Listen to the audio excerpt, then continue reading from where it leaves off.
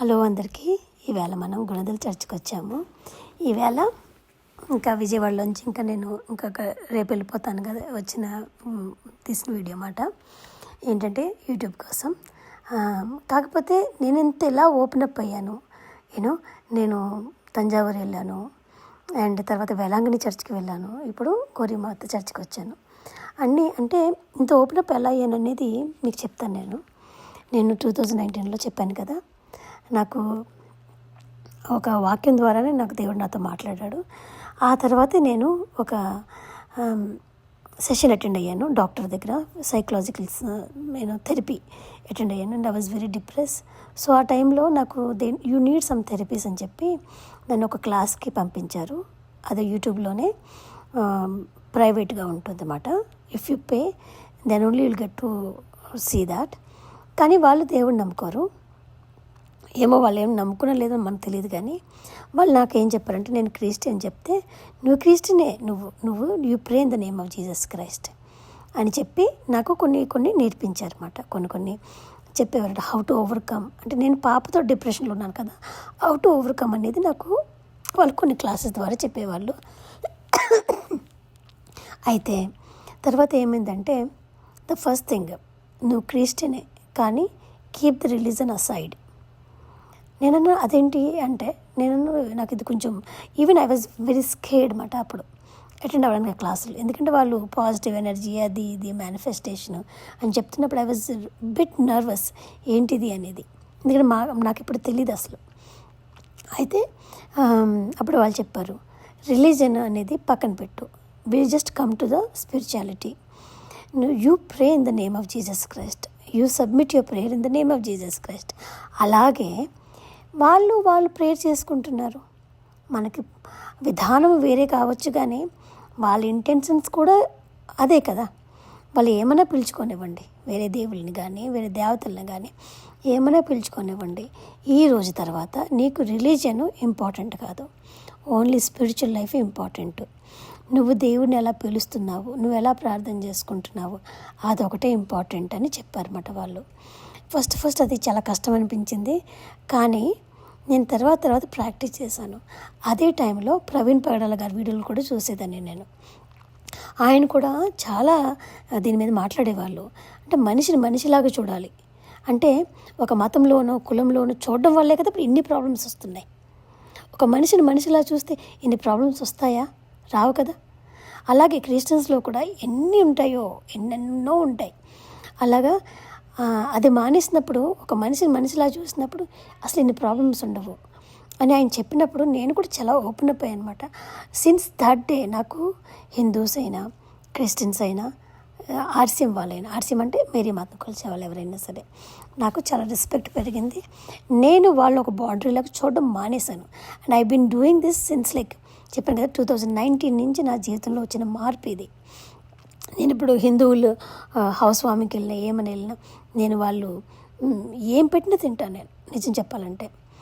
ఏమో మీకు అది నచ్చకపోవచ్చు, కానీ నా ఇదంతా ఇట్స్ అబౌట్ మీ కదా. నాకు థెరపీస్ ఎలా హెల్ప్ అయినాయి, నేను ఎలా నార్మల్గా బతుకుతున్నాను, నాకు ఏది హెల్ప్ అయింది అని చెప్పడంలో ఇది ఒక బయోగ్రఫీలా కదా. సో అది నేను చెప్తున్నాను అనమాట. మీరందరూ దీన్ని జడ్జ్ చేయొచ్చు, మీకు నచ్చకపోవచ్చు, కానీ నిజమైతే నా సైడ్ నుంచి అయితే ఇది కదా చెప్తున్నమాట. సో అలాగా నేను అప్పటి నుంచి కూడా రిలీజన్ బికెమ్ అ సెకండరీ, ఆ people became my first priority అన్నమాట. వాళ్ళు ఎవరైనా కానీ అందులోంచి నాకు ఒకలాంటి రెస్పెక్ట్ పట్టుకొచ్చింది అందరి మీద కూడా, ప్రతి ఒక్కరి మీద, ముస్లిమ్స్ అయినా ఎవరైనా సరే. అలాగా నాకు రెస్పెక్ట్ పెరిగొచ్చింది. అండ్ అలాగని మా దేవుడు తక్కువేం కాదు. నేను ఇప్పటికి యేసయ్యని ప్రార్థన చేస్తాను. I pray in the name of Jesus Christ అన్నమాట. కానీ ఆ ఓపెన్ అప్ మైండ్ అనేది మాత్రం definitely a great thing happen to me.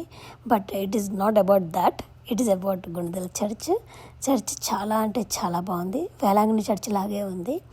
And ఇక్కడ చూస్తే ఇవన్నీ ఏసీఏ జర్నీయే ఉంటుంది, ఆయన పుట్టినప్పటి నుంచి సిలువ వరకు. అండ్ వాళ్ళు మేరీ మాతకి ఎక్కువ విలువిస్తారు, ఎందుకంటే ఆమె త్రూనే వచ్చారు కాబట్టి. వాళ్ళు ప్రార్థన కూడా మేరీ మాతతో ద్వారానే చేస్తే యేసయ్య వింటాడు అని వాళ్ళ నమ్మకం. కానీ ఎవరి నమ్మకం వారిది. నేను అందుకే చెప్పాను, we have to respect on each other. Any one else, what ever they do, అది మాత్రం నేను ఖచ్చితంగా నా జీవితంలో నేర్చుకున్నాను. And I also practice it. ఇంకా చెప్పాలంటే ఈరోజు వెదరు చాలా చల్లగా ఉంది, వర్షాలు పడుతూ ఉన్నాయి. అండ్ ఆ పక్కన చిన్న వ్యాపారము, మతంలోంచి పుట్టుకొచ్చింది వ్యాపారం అండి. ఎప్పుడైనా సరే ఎక్కడైనా సరే మతంలో నుంచి వస్తూ ఉంటాయి అన్నమాట. సో అందుకని కొంతమంది మతానికి అగెయిన్స్ట్ అయిపోతూ ఉంటారు. బట్ కానీ అలా కూడా అవ్వద్దు, దేవుడు లేడని కూడా అనొద్దు. ఎందుకంటే ఇంత పెద్ద యూనివర్స్ రన్ అవుతుందంటే దేవుడు లేకుండా ఎట్లా ఉంటారండి? మీరు నమ్మినా నమ్మకపోయినా we are a part of a system. అది వర్క్ అవుతుంది. సో మనం నమ్మాల్సిందే దేవుడిని.